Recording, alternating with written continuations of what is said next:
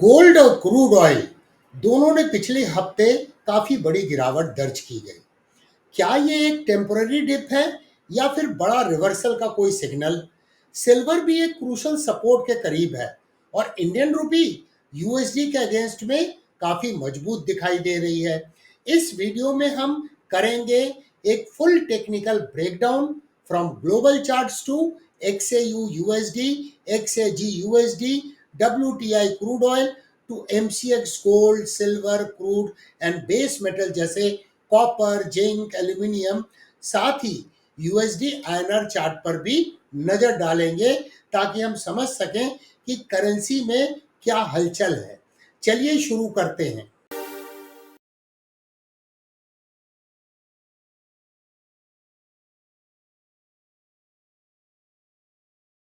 अब चलते हैं डायरेक्टली चार्ट्स पर। शुरुआत करते हैं गोल्ड के प्राइस एक्शन से, जहां एक इंपॉर्टेंट सपोर्ट जोन टेस्ट हो रहा है। ये XAU USD का प्राइस चार्ट है गोल्ड स्पॉट यूएस डॉलर के अगेंस्ट में।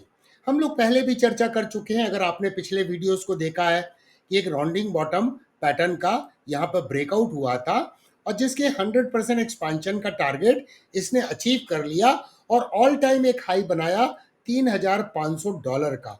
और उसके बाद क्लियरली हम लॉस ऑफ मोमेंटम यहाँ देख सकते हैं। एक चीज हमेशा याद रखिए, जब भी कोई एक मेजर टारगेट अचीव होगा तो लॉस ऑफ मोमेंटम होगा और कुछ करेक्शन होगा, कंसोलिडेशन होगा। जैसे 61.8% एक्सपांशन का जब टारगेट अचीव हुआ था, जो 2752 का था, तब भी ऐसा कुछ 2 महीने तक कंसोलिडेशन देखा गया था।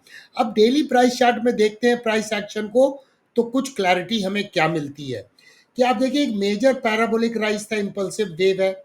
अब प्राइस कहाँ पे सपोर्ट ले रही है? ऐसा लग रहा है कि प्राइस सपोर्ट ले रही है।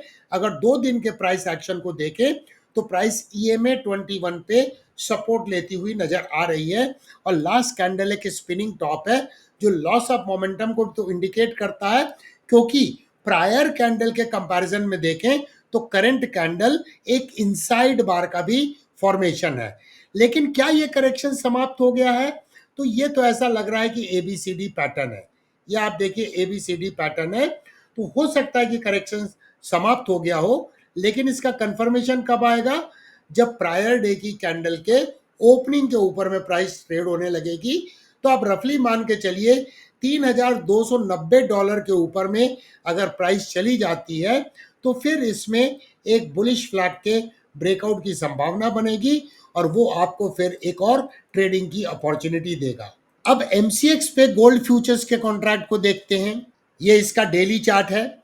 यहाँ देखिए, यहाँ भी एक इंपल्सिव वेव है, ये करेक्शन की शुरुआत है और प्राइस कहाँ सपोर्ट ले रही है? EMA 21 और साथ में कॉन्फ्लुएंस है volume weighted moving average 21 period का। अब वैसे भी दोस्तों यहाँ पर देखिए एक गैप था जिसकी चर्चा लास्ट वीक के वीडियो में की गई थी, तो वो गैप तो फिल हो गया है, ये एक पॉजिटिव चीज है। साथ में आप देखिए 2 दिन की कैंडल को और प्राइस एक्शन को समझने की कोशिश कीजिए। एक कैंडल कैसी दिख रही है? लार्ज अपर शैडो। इसका मतलब वो कैंडल क्या है? एक इन्वर्टेड हैमर जैसा फॉर्मेशन है। और उसके बाद की कैंडल क्या है? इनसाइड बार है, मतलब लॉस ऑफ मोमेंटम नजर आ रहा है। तो हो सकता है कि ये भी करेक्शन समाप्त हो रहा हो। अगर हम रिट्रेसमेंट एनालिसिस करें प्रायर वेव की, तो आप देखिए प्राइस करीब 38.2% के आसपास में ट्रेड हो रही है। तो यहां पर एक संभावना क्या बनती है कि अगर कोई कैंडल 93,500 के ऊपर में क्लोज हो जाती है तो एक संभावना बनेगी कि यहां पर भी आपको एक बुलिश फ्लैग का ब्रेकआउट नजर आएगा और वो आपको ट्रेडिंग की अपॉर्चुनिटी देगा। अगर मैं एक रफली टारगेट निकालने की कोशिश करूं प्रायर इंपल्सिव वेव के आधार पर, तो अगला पोटेंशियल टारगेट क्या हो सकता है इसका?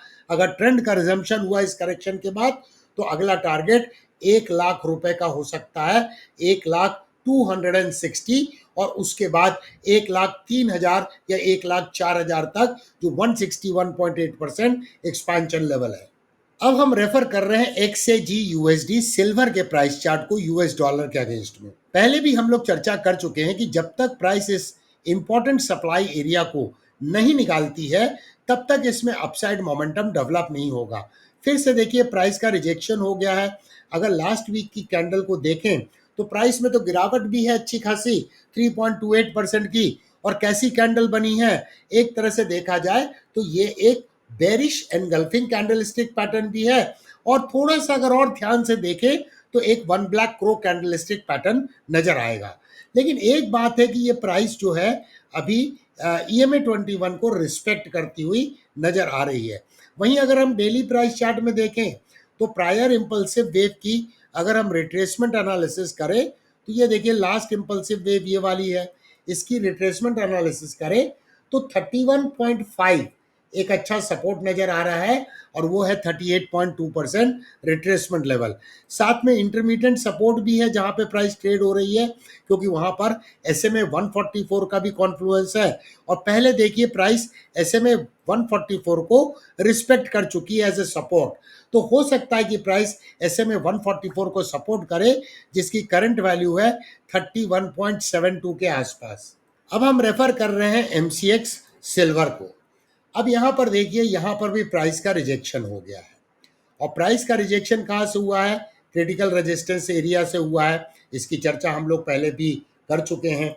लेकिन क्वेश्चन यहाँ पर ये आता है, क्या प्राइस इसको फिर से कोई करेक्शन करके डबल बॉटम बनाने के लिए नीचे गिर रही है, क्योंकि लास्ट कैंडल जो बनी है इसमें वो कैंडल बनी है बेरिश एनगल्फिंग कैंडल बनी है, और उसके पहले की कैंडल देखिए तो गैप डाउन ओपनिंग होने के बाद स्पिनिंग टॉप था। तो जब इस तरह का गैप डाउन ओपनिंग होने के बाद स्पिनिंग टॉप बनता है तो एक संभावना बनती है कि अगले दिन मार्केट गैप अप ओपन होगा और हो सकता है मॉर्निंग स्टार बन जाए, लेकिन वैसा हुआ नहीं। मार्केट तो गैप अप खोला लेकिन उसमें सेलिंग का प्रेशर आ गया। तो फिलहाल अगर हम देखें तो ये लेवल जो है जहां प्राइस ने पहले सपोर्ट लिया है, ये कंसोलिडेशन बैंड इसका सपोर्ट एरिया है। फिलहाल तो कोई ट्रेडिंग अपॉर्चुनिटी नहीं है जब तक कोई एक क्लियर कट ये कंफर्मेशन ना मिले कि ये करेक्शन समाप्त हो गया है। अगर प्रायर इंपल्सिव वेव की रिट्रेसमेंट एनालिसिस करें तो 91,900 पर गोल्डन रेशियो है, लेकिन उसके पहले एक और सपोर्ट है 94,500 पे, जिसके करीब में ये ट्रेड हो रहा है।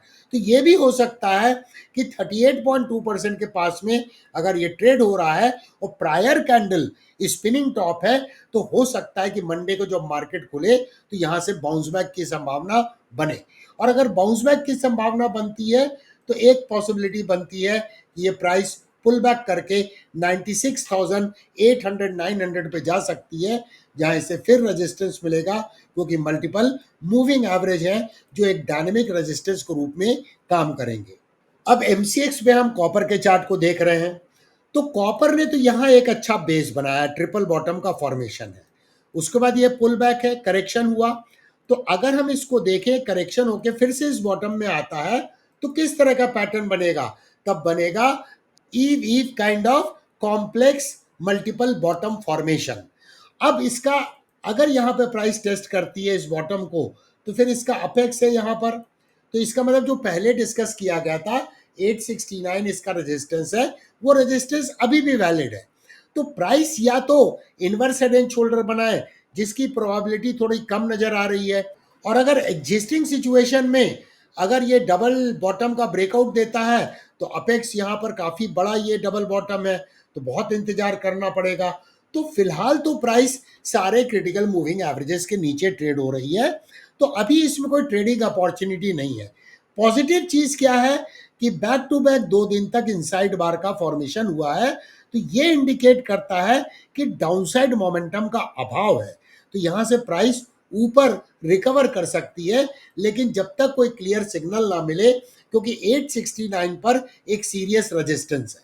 अब हम MCX पे लेड फ्यूचर्स के कॉन्ट्रैक्ट को देख रहे हैं, प्राइस चार्ट को। तो यहाँ देखिए ये तो clear cut down trending move में है, और जब भी पुल बैक हो रहा है EMA 21 से प्राइस रिजेक्ट हो जाती है, लेकिन यहाँ पे मल्टीपल बॉटम बना रही है। तो जब तक ये मल्टीपल बॉटम का ब्रेकडाउन नहीं होता है, और इसका ब्रेकडाउन अगर हो गया तो फिर यहाँ देखिए एक बेरिश फ्लैग का ब्रेकडाउन होगा जो प्राइस को नीचे गिरा सकता है 173 से 174 के जोन में। अब हम एल्यूमिनियम के प्राइस चार्ट को देख रहे हैं MCX के ऊपर में, और ये है वीकली प्राइस चार्ट। तो पहले भी हम लोगों ने चर्चा किया था, ये सपोर्ट एरिया है, ये सपोर्ट एरिया है, सपोर्ट एरिया है, और प्राइस कहाँ कंसोलिडेट कर रही है कई दिनों से, इस नेकलाइन के पास में। तो एल्यूमिनियम के केस में प्राइस एब्सोल्युटली सपोर्ट के पास में ट्रेड हो रही है। अगर हम डेली प्राइस चार्ट में देखें तो डेली प्राइस चार्ट में आपको और क्लियर होगा कि इस ट्रेंड लाइन का ब्रेकडाउन नहीं हुआ है, और अगर इसका ब्रेकडाउन क्लोजिंग बेसिस पे हुआ भी था, जो कि डिसाइसिव ब्रेकडाउन नहीं था 30 अप्रैल को, उसका फॉलो थ्रू भी नहीं हुआ, और उसके बाद 2 दिन तक कैसी कैंडल बनी, इनसाइड बार, जो इंडिकेट करता है लॉस ऑफ और लैक ऑफ डाउनसाइड मोमेंटम। तो अगर यहां पर हम ध्यान से देखें तो एक तरह से प्राइस कंसोलिडेट कर रही है। ये एक नज़र में देखें तो ये यहाँ पर रिवर्सल चार्ट पैटर्न पहले हमने देखा, तो ये भी हो सकता है कि ये थ्रोबैक है और प्राइस कुछ इस नेकलाइन के पास में टेस्ट कर रही है, और यहाँ पर ये टिपिकल अक्यूमुलेशन फेज बन रहा है।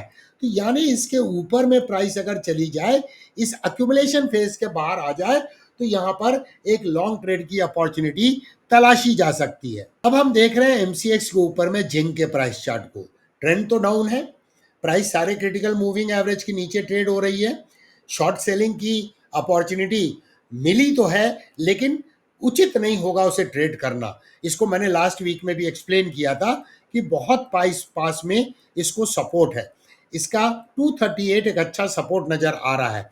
तो अगर यहाँ पर हम एक शॉर्ट सेलिंग का ट्रेड अपॉर्चुनिटी देखते हैं, तो क्या हमें रिस्क टू रिवार्ड रेशियो मिलेगा?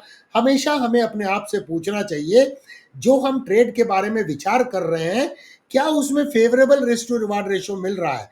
अगर favourable risk to reward ratio नहीं मिल रहा है तो उस ट्रेड को छोड़ देना ज्यादा विजडम वाला काम होता है।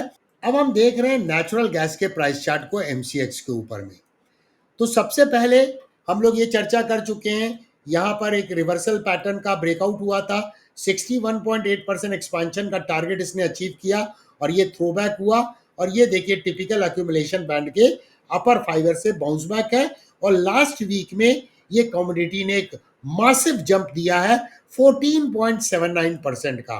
तो अगर ये करेक्शन समाप्त हो गया, ट्रेंड का रिजम्पशन हो रहा है, तो इसका फिर से एक बार टारगेट आ सकता है करीब 398 के आसपास में, और यहां पर उसे फिर रेजिस्टेंस मिलेगा। ये देखिए टिपिकल अकुमुलेशन बैंड है, और ये रेजिस्टेंस अगर निकल गया तो इस पैटर्न का 100% एक्सपांशन का टारगेट आता है 490 491।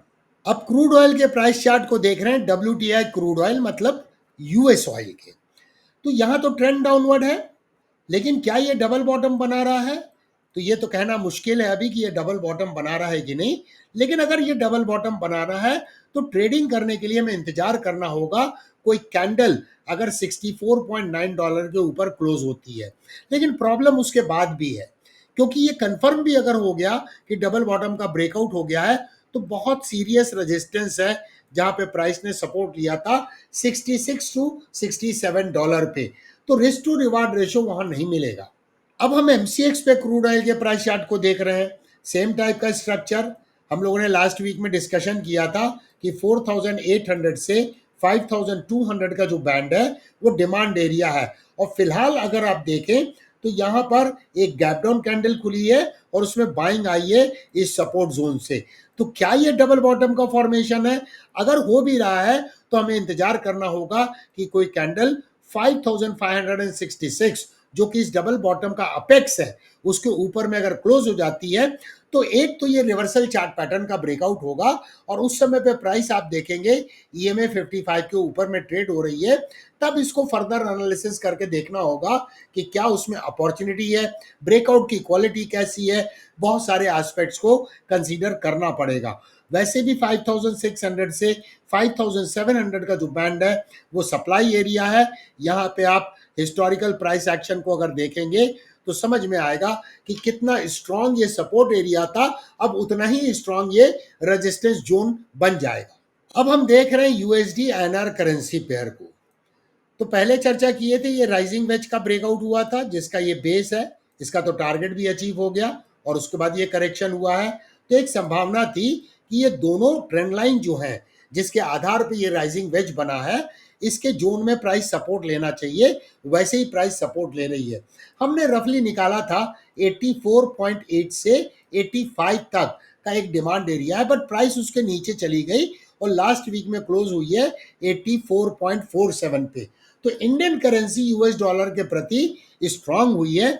अब यहाँ पे ऐसा लग रहा है कि करीब करीब करेक्शन समाप्ति की कगार पर है। अगर हम डेली प्राइस चार्ट में देखें तो एक मासिव बुलिश पिन बार का फॉर्मेशन हुआ है। इसका मतलब बेयर्स ने प्राइस को पुश डाउन करने की कोशिश की, बट अल्टीमेटली प्राइस रिकवर होके काफी ऊपर में क्लोज हुई है। तो हो सकता है कि अब ये करेक्शन समाप्त हो जाए। नेवरदलेस ये एरिया जो है इसका सप्लाई एरिया है, मतलब 85 से लेके 85.4 का ये जो जोन है ये इसका सप्लाई एरिया होगा। और अगर ये एरिया निकल गया यूएसडी आईएनआर 86.2 तक जाने की संभावना बन सकती है। तो दोस्तों हमने देखा खास करके गोल्ड में और नेचुरल गैस में और एल्यूमिनियम में कुछ अपॉर्चुनिटी बन सकती है, लेकिन फिर भी हमें इंतजार करना होगा उस कंफर्मेशन का जहां पर हम एक सूटेबल ट्रेडिंग स्ट्रेटजी बना सकते हैं इनफ कॉन्फ्लुएंस के साथ। लेकिन हमेशा याद रखिए मार्केट हर वक्त डायनेमिक होता है और इस चीज को आपको दिमाग में रखना है कि जब तक इनफ कॉन्फ्लुएंस नहीं मिलते हैं ट्रेडिंग करना रिस्की हो सकता है। अगर आपको ये एनालिसिस वैल्यूबल लगा है तो वीडियो को लाइक करें, शेयर भी करें अपने ट्रेडिंग कम्युनिटी में और चैनल को सब्सक्राइब कर लीजिए ताकि आप हर वीक के अपडेट मिस ना करें। मिलते हैं अगले वीडियो में।